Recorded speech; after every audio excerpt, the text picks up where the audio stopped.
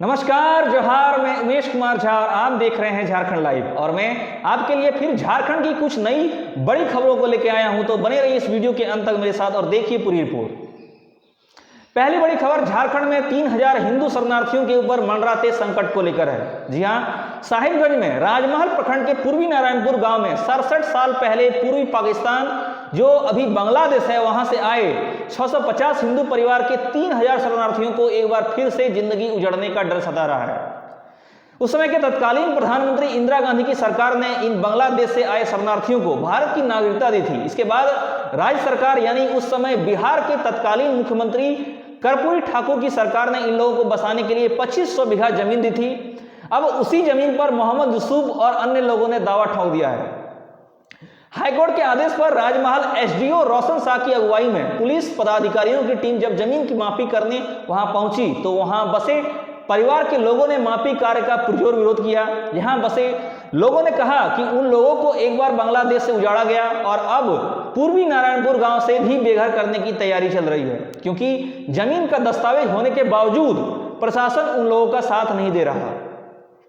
वहां बसे लोगों ने बताया कि जिस जगह वह गुजर बसर करते हैं उस जमीन का सर्वे नहीं हुआ है। 650 हिंदू परिवार यहां 2500 बीघा जमीन पर सन 1965 से रह रहे हैं। यहां उनका घर है, यहीं वो खेती बाड़ी भी करते हैं।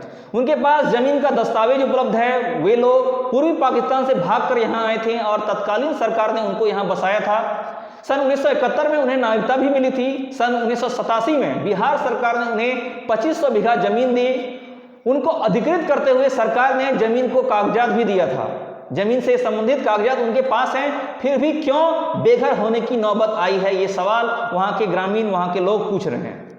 परिवारों को कहना है कि यह इलाका अनसर्वे लैंड का है। बांग्लादेशी घुसपैठिए पुलिस प्रशासन की आंख में धूल झोंककर उन लोगों को बेघर करने की कोशिश कर रहे हैं और वो इंसाफ के लिए अंतिम दम तक लड़ेंगे और हाईकोर्ट का भी शरण लेंगे।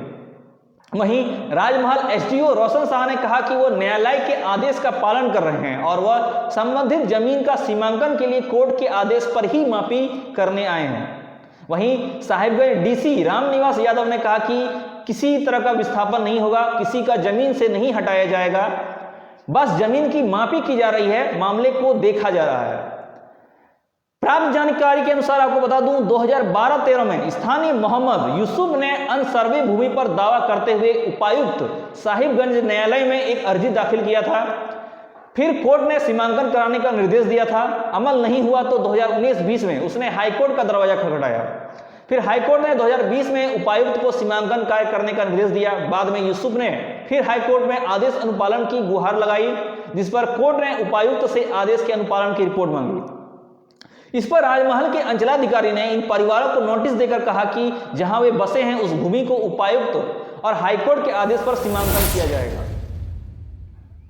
अगली बड़ी खबर सरकारी स्कूल में मिड डे मील बनाने के दौरान हुए हादसे को लेकर है। गोड्डा जिला के महागामा प्रखंड के लोंगाई में स्थित स्कूल राजकीयकृत मध्य विद्यालय में मध्याह्न भोजन यानी मिड डे मील बनाने के दौरान एक दिव्यांग बच्ची फिजा खौलते चावल की हांडी में गिर गई और इस हादसे से फिजा गंभीर रूप से घायल है और फिलहाल सदर अस्पताल गोड्डा में भर्ती है। इस मामले में जांच के बाद पता चला कि अक्सर स्कूल के रसोइया द्वारा बच्ची को खाना बनाने में मदद के लिए दबाव बनाया जाता था। आपको बता दूं यह पहली बार नहीं है जब झारखंड में किसी स्कूल में मिड डे मील बनने के दौरान हादसा हुआ हो। इससे पहले भी पलामू जिले में 2 बच्चियां इस तरह के हादसे का शिकार हुई थी। उस हादसे में दोनों बच्चियों की मौत हो गई थी। एक तरफ जहां सरकार स्कूलों में मध्याह्न भोजन को लेकर यानी मिड डे की मील को लेकर नई रणनीति बना रही है, वहीं दूसरी तरफ बच्चों की सुरक्षा को लेकर कोई उपाय नहीं दिख रहा है, जो सभी के लिए काफी दुखद है। इस घटना के संबंध में शिक्षक जुबेर आलम अंजू ने बताया कि उस दिन प्रधान अध्यापक विद्यालय में अनुपस्थित थे और 4 रसोइयों में सिर्फ एक रसोइया नूरजहां ही स्कूल पहुंची थी। कक्षा 7 की छात्रा फिजा खातून से चावल का पानी यानी माड़ निकालने का काम कराया जा रहा था। इसी दौरान यह हादसा हुआ। जांच में यह भी पाया गया कि विद्यालय में कार्यरत 10 शिक्षकों में से सिर्फ 3 शिक्षक घटना के दिन उपस्थित थे। वहीं क्लास के बच्चों ने बताया कि दिव्यांग बच्ची फिजा से ही हर दिन काम कराया जाता था और वहां हर दिन बच्चों को खाना भी परोसती थी फिजा। इस घटना को लेकर भाजपा जिला अध्यक्ष राजीव मेहता ने कहा कि प्रशासन और विद्यालय की लापरवाही से यह हादसा हुआ है। एक बच्ची से कैसे कोई इस तरह का भारी काम करा सकता है, इसको लेकर कर्मियों के ऊपर कड़ी कार्रवाई होनी चाहिए। वहीं फिजा के पिता मोहम्मद मंजूर अंसारी ने दोषी के खिलाफ सख्त कार्रवाई की मांग करते हुए कहा कि उसकी बेटी दिव्यांग है, वह पानी पीने गई थी तो उसे रसोइये ने चावल की हांडी पकड़ने के लिए कहा। वह गर्म हांडी पकड़ने में असमर्थ थी, लेकिन फिर भी फिजा को गर्म चावल की हांडी चूल्हे से उतारने के लिए कहा गया। फिजा हांडी का भार सहन नहीं कर पाई और हांडी उलट गई और उसी में उसकी बेटी गिर गई, जिससे वह बुरी तरह से झुलस गई। साथ ही उन्होंने कहा कि इस हादसे की जांच हो और दोषी के खिलाफ सख्त से सख्त कार्रवाई हो। यह घटना सिर्फ रसोइया की गलती का परिणाम नहीं है, बल्कि वहां के जिला प्रशासन, विद्यालय प्रबंधन समिति, विद्यालय के कर्मियों, विद्यालय के शिक्षकों और रसोइयों की लापरवाही का परिणाम है। इस घटना को लेकर जांच शुरू हो गई है और इस तरह की घटनाओं की जांच होनी भी चाहिए और दोषी के ऊपर कड़ी कार्रवाई होनी चाहिए। सरकार इसको लेकर सख्त नियम बनाए और उसका पालन करने का निर्देश दें, ताकि दोबारा कहीं पर कोई बच्चा इस तरह की लापरवाही का शिकार न हो। अगली बड़ी खबर निकाय चुनाव को लेकर है। झारखंड में एक अरसे से निकाय चुनाव को लेकर सवाल है कि चुनाव कब होगा। इसको लेके अपडेट आई है कि ओबीसी आरक्षण तय होने के बाद ही निकाय चुनाव होंगे।